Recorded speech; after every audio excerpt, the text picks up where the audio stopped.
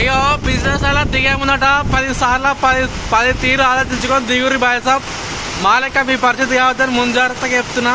వాహనాలు కొడతానే ఇక లోపల దాకా వచ్చినాయి నీళ్ళు. ఇటంటే ఇటు సైడ్ ఏం లేదు కానీ అటు సైడ్ చూపిస్తాం మీకు. పరేషాన్ అయిపోతారు మొత్తం. ఇంకో సగం వరకు నీళ్ళు వచ్చేసినాయి. ఇప్పుడు గిరాకీ వేద్దామంటే గిరాకీ కానీ కదా, అసలు కూర్చోనికి కూడా లేదు. అసలు టేబుల్ మొత్తం వాటర్ అయిపోయినాయి, బట్టలు కూడా తడిచిపోయినాయి. ఏం చేద్దామన్నా పైన సీలింగ్ ఖరాబ్ అయిపోయింది. అయ్యో ఇది ఎండకు నీడు వస్తుందని కడితే ఇది మొత్తం ఇట్లా అయిపోయింది. అయ్యో సీలింగ్ అయిపోయింది. ఇది వచ్చినాక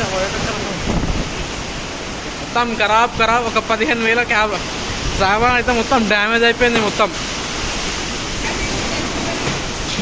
ఏం లేదన్నా 15,000 లాస్ట్ ఈరోజు వాన వల్ల. జర చూసి ఆలోచించి చేసుకోరు. ఆ చెట్లు ఇరిగేటట్టే ఉన్నాయి, ఆ చెట్లు మొత్తం మోగుతున్నాయి. ఆ లైటింగ్ మొత్తం ఖరాబ్ అయిపోయింది వానకి.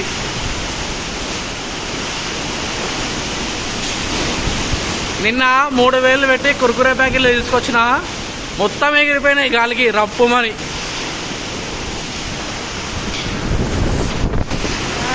కెమెరా కూడా కనబడుతుంది మొత్తానికి. ఏమైంది?